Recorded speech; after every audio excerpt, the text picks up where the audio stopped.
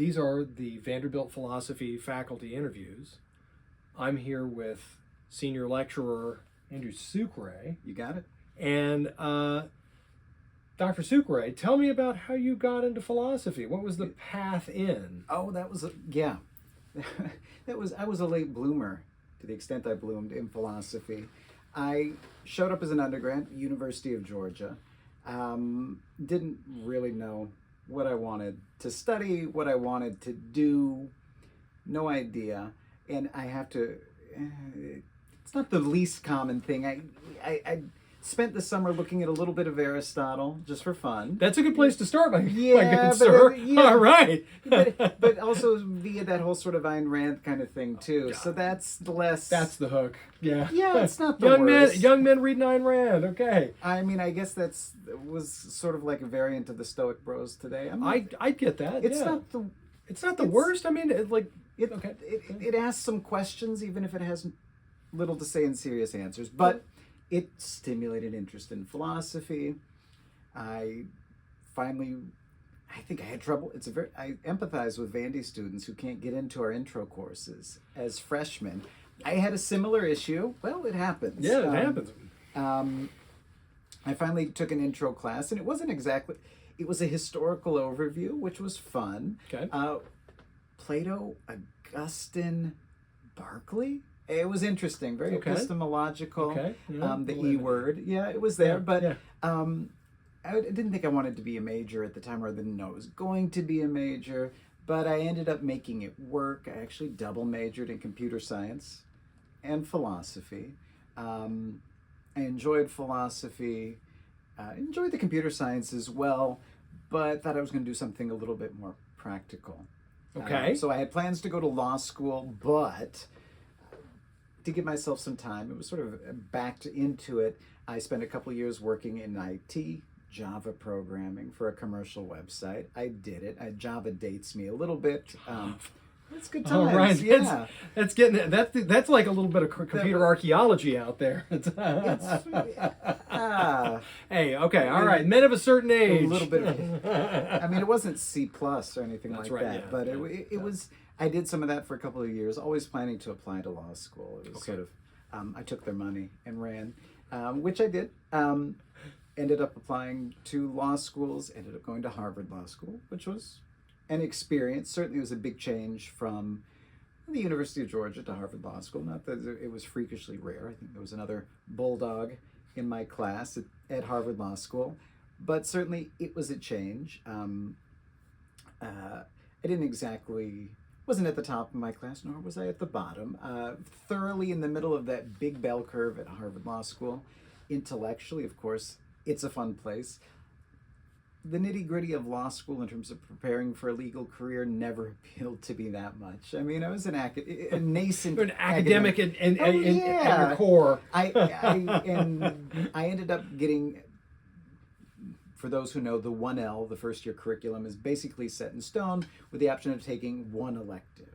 My one elective was a course on continental legal history. I thought it was a ton of fun. I just opened my eyes to a realm of materials and ideas, and that I didn't know anything about beforehand. And of course, it's historical, which has always appealed to me. I can't help it. Okay. So I was like, well, maybe I'll do some more legal history. Harvard Law School is big enough to have multiple offerings in legal history. I was able to take some courses in the grad courses in the history department at Harvard University, which was a ton of fun. I said, I'll apply to PhD programs in history. This is what I'm going to do. Good plan. I didn't get anywhere. That was the lesson learned. It was a good Teaching the plan. It was a good experience. Okay. Yeah, I was like, yeah, all right, okay. that's didn't get into Yale Law School, didn't get into any PhD programs in history. That was fine. Maybe I'll practice law at a firm. Pay is all okay. right. Yeah. Yeah. The pay is good. It's tempting. I mean, why not, right? And so I spent a year at a big firm, relatively big, not the biggest, but certainly, 200 attorney firm in Boston. Wasn't for me. Just for many, many, many reasons was not. I didn't like it, and I also wasn't good at it. And those go together. Boy, yeah, right, yeah. Which is the sort of the primary error there, yeah. Yeah. And so I thought, well, maybe it's the big firm aspect. How about a small firm? Okay. And maybe not Boston, let's try it elsewhere. So ended up, personal reasons, in St. Louis, worked at a small firm. I also failed the Massachusetts bar exam horribly. Terrible. It was an utter disaster. In St. Louis, working at a small firm. To all students at home, recognizing that you can get back up after these things, right? This is the other thing. It's like the bounce back strategy. The bounce back story is a good story. Well, and I ended up taking the Missouri bar, and I passed with like the lowest score possible. I'm a very good standardized test taker. I mean, I won't toss out numbers, but SAT, LSAT, GRE, outstanding. Okay. I don't know what the bar exam is. I don't know what it's about, obviously. But in any case, I did a small firm in St. Louis, and it also wasn't for me. I probably liked it more than the big firm. Okay. But it wasn't really what I wanted to be doing with the rest of my life. And I was a little underemployed, thinking, what could I do? And there's a nice terminal master's program in philosophy, the terminal master's program, which we all know and love. The University of Missouri, St. Louis. UMSL. Yeah, I know. It's not a particularly. It's not an inspiring name, but it's a really nice place to do philosophy. It was a great environment for me. Yeah. There were offerings in a little bit of philosophy of law, some ethics and meta-ethics, and John McGinnis, who does medieval Arabic philosophy at UMSL, was like right in. Here's a course on Plato, here's a course on Aristotle, here's some courses on medieval philosophy. It was great.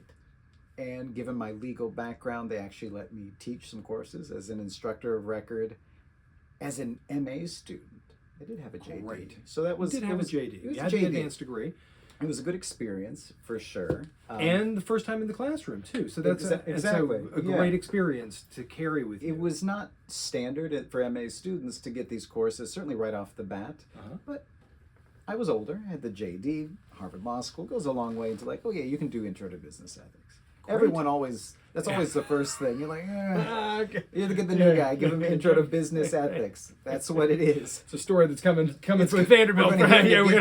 We will. History rhymes. And it was a great experience. Was able to sort of transition part-time working, part-time student, full-time student, applied to PhD programs in philosophy afterwards. I was really pleased with the options that were available to me. Certainly nothing, if I'd applied without the MA, I wouldn't have gotten in anywhere. Obviously, if I'd applied right out of Harvard Law School, I don't know that I would have gotten into any PhD programs in philosophy. I certainly wouldn't have as an undergrad at the University of Georgia, and so the MA program was huge. So that JD and that MA came together to they came in, really a great combination to be able to place you in a place where you were going to be happy. I mean,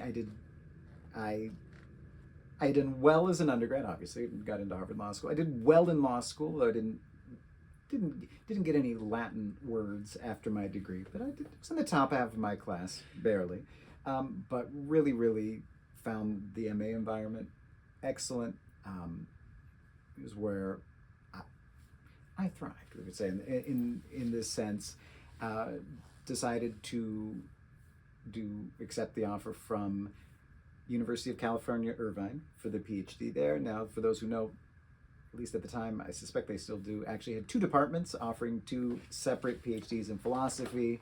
The LPS, I think, I don't remember what it stood for, but I was in the Department of Philosophy in the School of Humanities, which had a historical focus. That was sort of their niche, and it worked out really well for me. I worked with Bonnie Kent. I was Bonnie's last PhD student. Wow. Okay. Yeah, the final one. Carrying the mantle. So all shortcomings are my own, but Bonnie, great medievalist. Other faculty members, Jeff Helmreich was doing philosophy of law. He had just joined the faculty there. Did some work on Aristotle with Casey Perrin. It was a great environment for me, and I certainly appreciated a lot of. I was able to take courses at UC Riverside, at UCLA. Got to take courses with Shana Schifrin at UCLA through the law school. It was University of California was a well thought out institution in its heyday. Yeah. And it's still going strong. And they're all connected up there. So they've got an that's a inter-campus great exchange system, and well thought out. If you're a gourmand of philosophy, you'll find a lot of highly regarded philosophy programs in California through the UC system. And why not? It's beautiful. All you need is an internet connection to get all the philosophy papers you can need. I had a really great time. Personal reasons led me to complete my dissertation here in Nashville. There we go. I did that. It was not ideal, but certainly it worked. We'll put it that way. And I certainly got some life lessons for sort of juggling different parts of life all at once. Finished the dissertation. Got my foot in the door here at Vanderbilt with this kind of a personal conversation. I think it was with Rob Talese, who was chair at the time. Yeah. And, well, you already sort of spoiled this surprise. Yeah. We'd like you to teach one class as an instructor. And what is that class? Well, Intro to Business Ethics. How about business ethics, How about Intro Andrew? to Business Ethics? So that was my first class here. It was a great experience. I was given the chance to stick around. Formerly, it was as a postdoc. I had great plans to finish up all of those papers that I'd started. Earlier, COVID hit. Some personal responsibilities definitely came to the forefront. And so if we talk about research interests, I don't want to overstate it. But definitely the publishing research trajectory took a back seat to taking care of these personal demands. No regrets whatsoever. That was COVID, and a lot of people came out much more affected than I did, thank goodness. But I was able to teach. That went really well. I enjoyed it thoroughly. It seemed to be that students enjoyed it. They certainly signed up for the classes. Yeah, they kept coming back, kept coming back. And I think, well, that was you and I were, I think, often the only people here in person. You were. Yeah, I did the hybrid thing. With we had to. That's the best we could do. Yeah, that's the best. Yeah, that's exactly it. So, but a lot of people were camera. A lot of people were fully online, if I remember correctly. Right. But I think you and I were like. Yeah, we were the only people hanging around here. Yeah, bump into each other in the hall. It's like, hey, somebody's here. Somebody's here. We kept that going, and then I had the option to get 1 year as a lecturer. It went really well, and then after that, started as a senior lecturer. Yeah. And here I am. Here we are. Still going on with that. The 3 courses each semester, 30 students. I round up. It's about 100 students each semester. I try to think of what percentage of Vanderbilt undergrads I have taught in a class. It's not tiny. It's not a small one. If you're pushing 100 a semester, that's a chunk. That's a chunk. They're the repeat offenders. You who come back for more. You get the repeat customers. That's true. That's right. But still, I figure I've probably taught. That's a sizable chunk. 10% of the undergrads, probably. Maybe that's a something. They get to see a lot of you. There we go. There are a lot of them see you. So, in terms of the where you're interested in philosophy, I say I don't want to oversell it in terms of like my research, or I guess even just things I read for fun and how I inform, like, what am I doing, because I don't think any of us can ever just stop and like I've read all the philosophy I need. I think I'm done. I'm done. I've solved philosophy. Now I'll teach it. Even if it's just a critical project, I bet this person's wrong, but let me see. I mean, we might think we know, but you can never really be done reading. Even a historian, someone with a historical, there's plenty of things. That's right. There's always a new angle. There's a new connection to be made. So, given my background, it's not too surprising. I have an interest in, we could say, the intersection of law and philosophy. Is that the same thing as philosophy with law? I don't know. Not necessarily. It's even the question that you ask in one of your classes. Yeah, that's right. Not exactly. But because I still have an interest in legal history, strictly construed. I don't read as much there as I like, though I'm comfortable with it. And occasionally I find myself dabbling in that field. So anything that has to touch on law, definitely, it's in my wheelhouse. I enjoy it. More practically, certainly my teaching these days, driven heavily by the Intro to Ethics course and some other upper level courses on ethics. So again, on the value side, definitely my interests lie there. But always, from the beginning, is sort of another angle of thinking about my research, thinking about my teaching, thinking about my reading and what I really care about. A history of philosophy is huge. I think everyone should do not should do it professionally. Everyone should take a class in ancient philosophy. Hellenistic and medieval, it's great stuff. There's a lot of material there in those 2 millennia and it pays back so clearly and so quickly. Well, even if someone's not interested directly in what can we do? Ancient and medieval philosophy, wow, the read of early modern and modern philosophy is just going to be so much richer, and I enjoy it thoroughly. Sort of side projects and hobbies, just because like the new guy gets a lot of classes that are maybe not necessarily exactly what I might have identified. I remember one time, and a lot of this was like, oh, so-and-so turns out to be on leave or isn't available. So we need you to pick up literature and philosophy. Did we have you did we actually, in an emergency, have you teach the Asian philosophy class? Let's not speak of that. Thanks for being a good sport.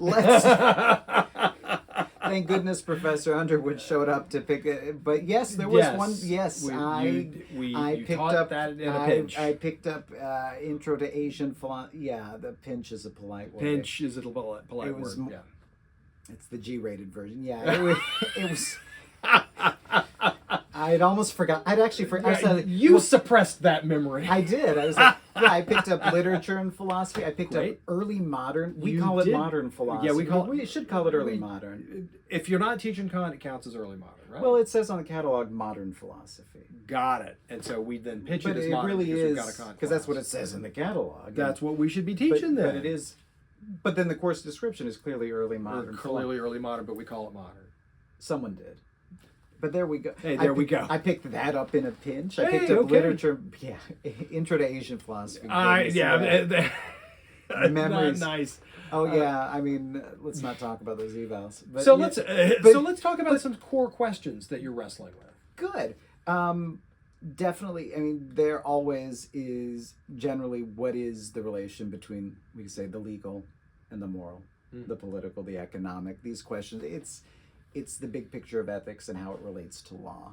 And again, I'm not an expert in law. I went to law school. I practiced for a little bit. I wouldn't say I'm a scholar of law, but certainly having practiced, having done some legal history, having gone to a pretty intense law school, that puts me pretty well into being an expert in a philosophy setting of matters legal. And so I enjoy that thoroughly. Thinking more in lines of medieval philosophy. Again, I came to it from ethics, which is there's a lot of medieval ethics there, lots of content there. I resisted for a long time just because it seemed too obvious to look at Thomas Aquinas. So like, okay, Thomas is there, but it's just says the hell. Is it too easy an answer? It's ubiquitous. But it's hard to ignore forever. And there's a lot. There's the Summa Theologiae, but then there's also the Summa Contra Gentilis. There's his biblical commentary, his scriptural commentaries, his smaller treatises, his disputed questions. There's a lot there. And every time I find something new, like whether or not one agrees with it or not, it's pretty well done. And it's not a bad place to be. It's hard to ignore forever. And so definitely keep revisiting Thomas on a lot of questions that are far afield from ethics. I was having a conversation with one of our colleagues the other day about angels. It's kind of a deep cut. Okay. But the angelic doctor has a lot of things to say about angels. And like I say with students, whatever one thinks about the existence of angels, they're an interesting mean. If we can think about angels, it can often help us understand, well, humans, anthropology. What would it be like if there's rational natures without a body? Without a body. And this is the reason why they asked the question, how many angels could dance on the head of a pin? That's right. Because if they're intelligences, they're not material, but they're nevertheless not pure intelligences. They must have matter. So how much matter would it matter? How much matter makes the matter? And it's all like part of the process of like these questions, which are deeply theological, yes, right? And they matter intensely in this theological setting. Typically, there are ways to tie it back to anthropology is a concern we can't ignore. Right. And so philosophical anthropology relates to ethics, epistemology, it's all there. And so, and I think this is something that certainly people who, I don't want to say they disdain medieval philosophy, but maybe don't appreciate it. They underappreciate it. When I realize how relevant a lot of it can actually be. And just drawing connections. In my intro to ethics class today, we're looking at the first section of Kant's groundwork and the discussion between the distinction between inclination, right? Inclination for happiness and the bindingness of the universality of the moral law, right? We can find precursors in medieval philosophy. We look at Duns Scotus about the tension between the will for happiness and the will for justice. It shows up in Anselm as well. It's all, like the bits and pieces are there.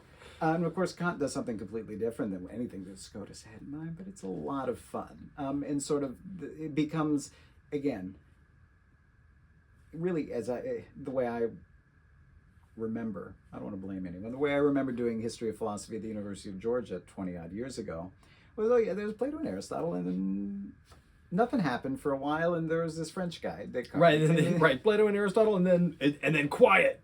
Silence, crickets, right? But it's the interest in finding connections, building up these links, and really trying to tell a story for philosophy. It appeals to this historical instinct tremendously, and it starts to come across in my classes, for better and for worse. So tell me about developing this historical instinct. What is it? What kinds of sensitivities does this historical instinct give you? What are some themes that are there that say, like, someone who's just like, look, I'm just thinking about the problems, and so people asked it differently doesn't matter to me. I just want to answer this. So what difference does it? Does it give you? Sure. Part of it is my own.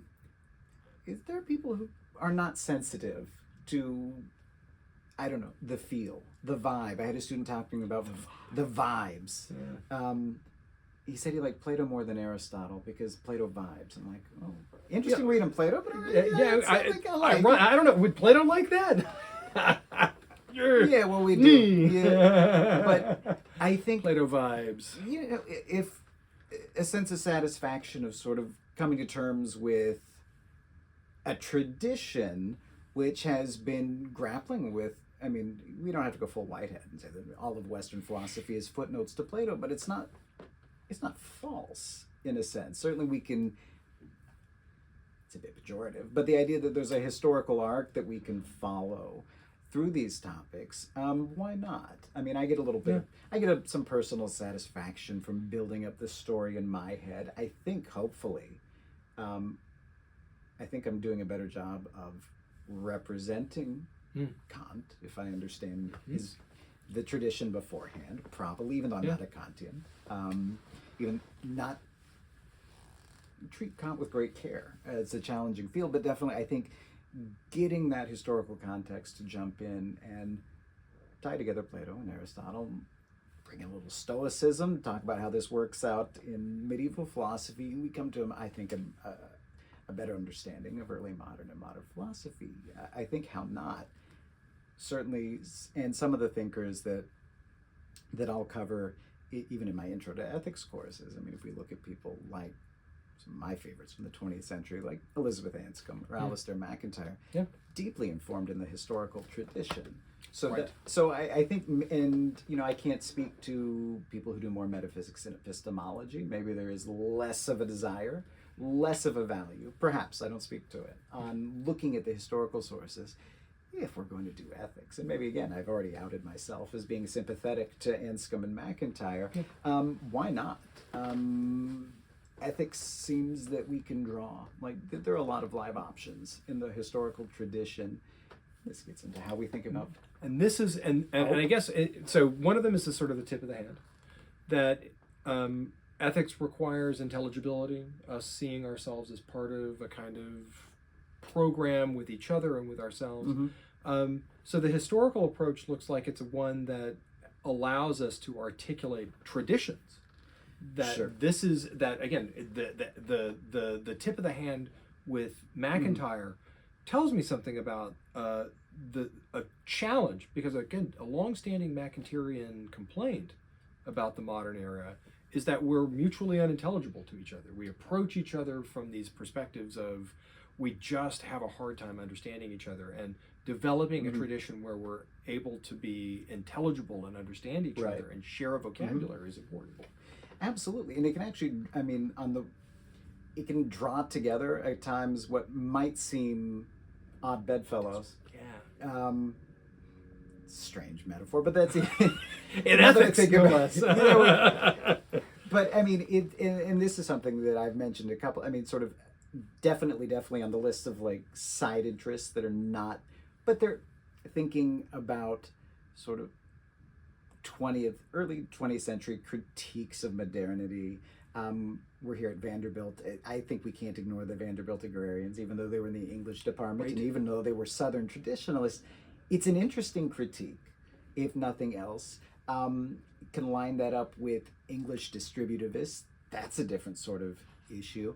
And then, you know, a personal side hobby of mine is looking at the 20th century Colombian philosopher. Oh yeah, another Nicolas Gomez Davila. In these sort of, we can think of them as traditionalist reaction. They're strange. They sound strange to someone whose experience is, you know, standard left-right American neoliberal politics. And these thinkers coming from tying together, you know, Anglo-Catholics and Southern traditionalists and sort of cranky Latin American hermits. No, seriously. That's exciting. Yeah, I mean, it's sort of like, there's a whole world out there. There's a range of ideas that could come together. And it's interesting how, right, I mean, to put it in the sense of like, do we even understand each other? Do we have a tradition? There's a range of traditions that we could tap into. And for me, like I said, it's more than anything personally satisfying. I enjoy it, making these connections. You know, how does Nietzsche fit into like a traditionalist critique of modernity? It's interesting. Yeah. Like there's a whole range of topics here, and for me, I enjoy it personally, even though again, not an expert in any of these. But I think it helps me. I know in a bit we'll talk some about classes. I think it helps bring a range of, a big range of perspectives that I never know. Teaching, like I said, 90 to 100 90 students, I'll say 100 just to round it, each semester. There's a lot of value in sort of not just sort of narrowly how I think about questions in philosophy, or even my sort of historical preferences for thinking about these questions, but like the ability to tap into a couple millennia of a tradition spanning a few continents. I enjoy it. Not every student enjoys it, but enough do to make it worthwhile, I think. We all have those who have the taste for it, and some who have the distaste for it, and hopefully they sort it out before the end of the drop ad period. Before evals, anyway. Yeah, before evals. So I wanted to ask another question about the sort of area of philosophizing, and because most of these have got a kind of theological context for these questions. Sure. So tell me a little bit about what kind of role you see these philosophical questions, the questions of ethics, the question of the quality of human life, being developed in this theological context.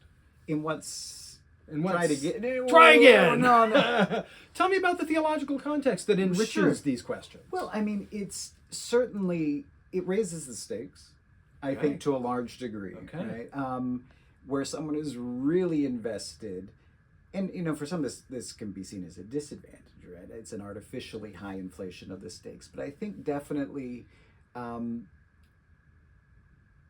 thinking about philosophy, thinking about philosophical questions is sort of embedded in something something grander than the day-to-day, right?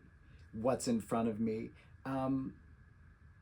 It gives it some weight. It gives it some gravitas. It starts to build up, and whether and I'm thinking of theology in the sense very, very broadly construed. One text that I look at in my Philosophy 3623, Modern Philosophies of Law, it's John Finnis's Natural Law and Natural Rights. He talks about religion as a basic human good. He actually name drops Cicero for his account of religion, with the idea that he's thinking about religion as, and by this account we can think of theology, broadly construed, as some attempt to, to add a superstructure, whether it's sort of this Marxist temporal superstructure, or we don't think of Marx as being theological in a lot of ways, but putting some sort of importance, some significance to, for Finnis, he's concerned about our practical rationality and how we structure our lives. The idea that there's something beyond sort of the day-to-day movement through the physical world that we experience. It certainly adds a dimension of richness. It adds a concern. If we're talking Marx on the one hand, Thomas Aquinas on the other. I don't know what a Nietzschean theology What would is look the like, Nietzschean theology? But it would be fun. I mean, the idea that there is something, and there's certainly a time and a place, a very important time and place, for like well-focused, narrowly determined philosophical questions. But I think it's certainly, at least there's a certain personality, and whose mind will tend to wander to bigger and bigger picture questions of a larger scale. Final things. Final things. Yes. That sounds very theological. Oh yeah. Well, hey, right. we're on that topic. So, in terms of now, I mean, especially given the number of students you got, I think that teaching philosophy is a kind of sacred charge. I think that we're managing and doing our best to set good examples and teach the skills of being able to ask big questions and to think about and to attempt answers to big questions and to listen to other people's answers to big questions and to be able to admit whenever things have gone wrong and be able to say, hey, how did we get here? Mm-hmm. So that kind of charge, not just doing it but also helping folks along with it. Right. What are some classes that you think that you teach that set good examples where you really get to show get to show the high watermark of that? So I would say the two courses that, I mean, it's back to a chicken and egg problem. Courses that I've offered most consistently, but that I also enjoy them a lot. Good. So it comes out. That's good. That's all right. That's a good chicken and egg problem. Right. I mean, and one of them is our Philosophy 1005, the Intro to Ethics. And again, it's not like it came out fully ready to go at all. The first time I had an idea, it's like, I want to do this historically. And so the first couple versions, it got better and better, I think, and more coherent and more of a tale. But the last, I don't know, 4 or 5 semesters, 3 or 4, something like that I've offered this course, it's been the same approach. And I do it with a historical arc, but I start in the middle. In medias res, as There they we say. go. It works. Well, I start, in a sense, with modernity. We do a little bit of Hume to put out some questions, and then looking at Kant, looking at Mill, looking at Ross, who's just trying to bake a cake from these 3 ingredients. That's right. Right. I have conflicting intuitions. Good thing I'm There's some Good thing I'm Scottish synthesizing intuitionism, regard for consequences, but of course, ultimately deontological. Let's good stuff, right? Let's synthesize those. Do that. Look at Nietzsche to provide a critique. Turn to Anscombe and McIntyre. Sort of this idea that like something's wrong. Something is wrong here, and it can be. I started with Kant's preface on Wednesday. Today is Friday. We started the first section, and I had a student come up to me afterwards, sort of asking the question, if I'm understanding this right, it seems that like morality is just something that no one would ever really want to do. And I'm like, okay, you've kind of got McIntyre's insight here. Wow. That I'm understanding it this. I mean, and so that's always this was a good student who had philosophy in high school. Okay, yeah. They're near and Somebody dear, out there is doing the Lord's work. high school philosophy. Man. Yeah. But it's telling this story. Then we're up to the midterm. After the break, fall break or spring break, whichever break it is. Well, this time it's fall break. Okay. But then it's hopping back to antiquity. Then it's in the Wayback Machine. It's absolutely. Though How did we get here? Even though this Intro to Asian Philosophy course was we came back to it again. I thought you had repressed it. well, no, but I'm actually I'm now there's some. This is some moment of gratitude for it's this. It's therapeutic because we actually spend a few days looking at some classical Chinese thought, which is largely it's a virtue. It is. Yeah. It is.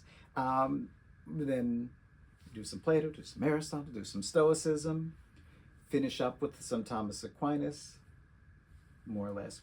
A little bit of that 20th century traditionalism to fill some space at the end of the semester.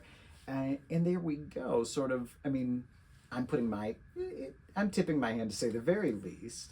But I think a lot of people are if a person wants to be a Kantian, they've got the tools to do that. And here are the charges that they know what the answers they need to give. Right. Kant, this sort of deontological Kantian approach, the consequentialist approach, that's very normal, right? This day and age, sure. And virtue ethics is a live option for a lot of people, but not for everyone. And there we go. It's historical, but in an intentional sort of way, because once upon a time, and some of these first variations, okay, we'll start with Plato and work our way, but then it's it's almost anticlimactic to a degree, at least with me. So I like the strategy of the neo-traditionalists saying, looks like we wrecked it, and then you asking the question, well, how did we get here? Well, it's just, and it's sort of, and there's a certain sort of traditionalist critique, and I've heard these sort of critiques where like, Kant was just doing something, I don't know why Kant went in this direction. It all seems like a big mistake. And I'm like, well, but he's responding to real challenges, and like there's a purpose to it, and let's spend some time.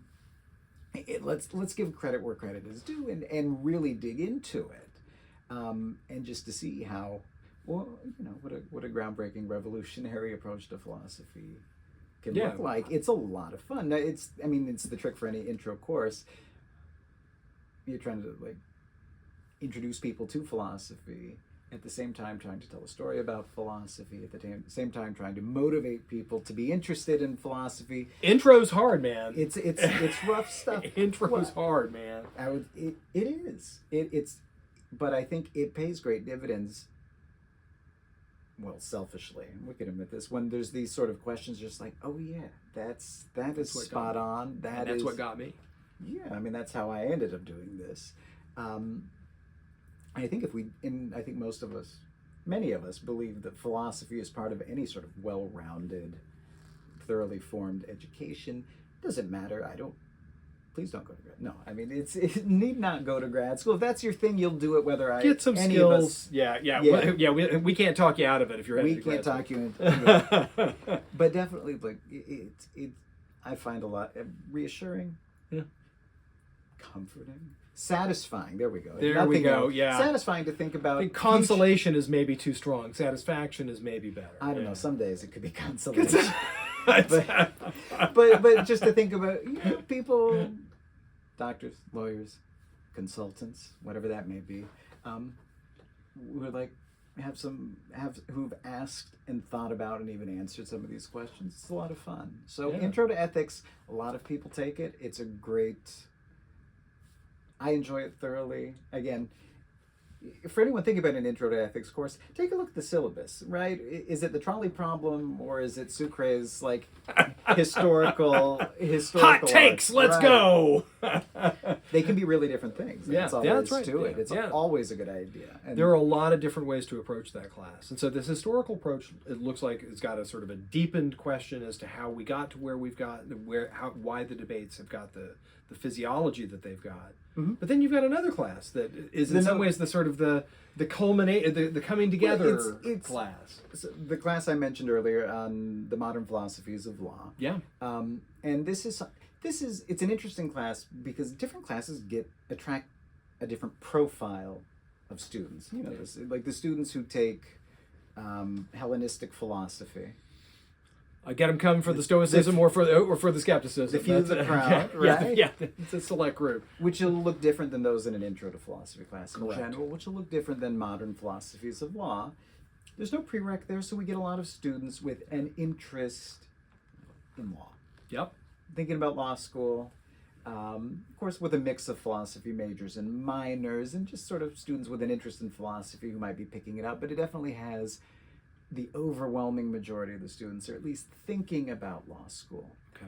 I went to law school. I practiced law so I'd like, how can I make this both philosophically robust and also add some value to their education? And some clarity as to what their trajectory is toward. And so the way I've thought about it, it's originally, the first time I did the course, I was this comes right out of out of our catalog. This is going to look at legal positivism and natural law theory. I'm like, okay, so we'll do Hart, we'll do Finnis, and maybe toss in a few other readings. Great, that's a good start. It's not a bad approach. Sounds like a great approach. It's not a bad approach, though I found it to be more time on legal positivism than, because it's just about selling the view. Is that yeah? Plan B. Plan version 2.0. Okay. 2.0.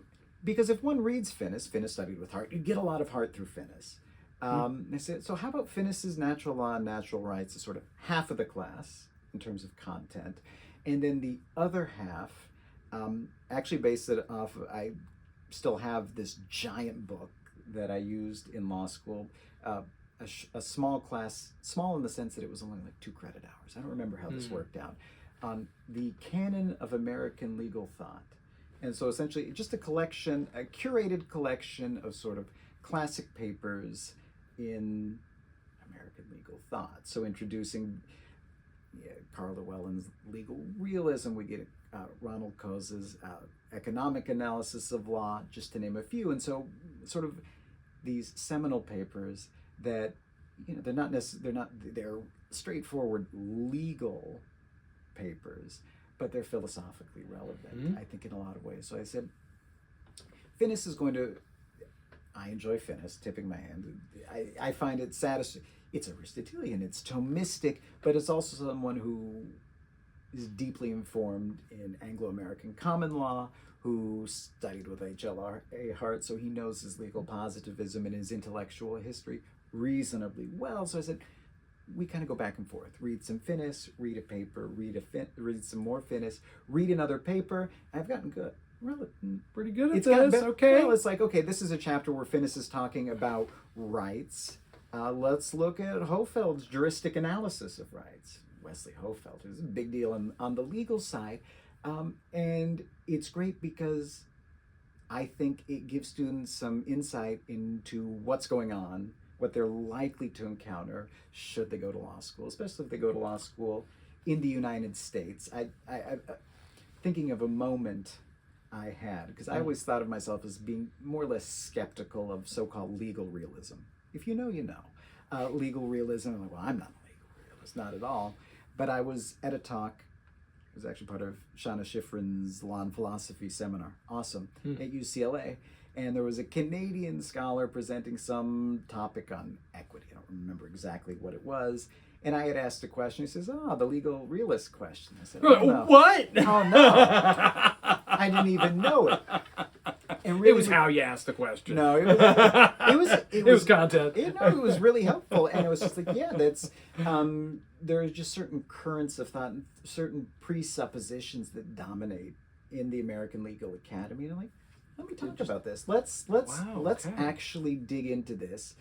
For someone who's a philosophy major, I think it's lots of theoretical content. We're definitely going to push on the sort of the big natural law questions. What is the relation between law and morality? Yeah. It's an important question. It's a deep question. The Greeks thought it. The Greek thought it was one of the questions of statecraft. Yeah. There we go. The Stoics got into it, and it becomes the question. Full stop. There we go. So it's there, but it also provides this sort of introduction to like actually how to be well, not how to be a law student. You'll do that one way or the other. Though we do look at, we also read Duncan Kennedy's Critical Legal Studies on the reproduction of hierarchy in legal education. And it really gets into sort of what it's like to be a law student.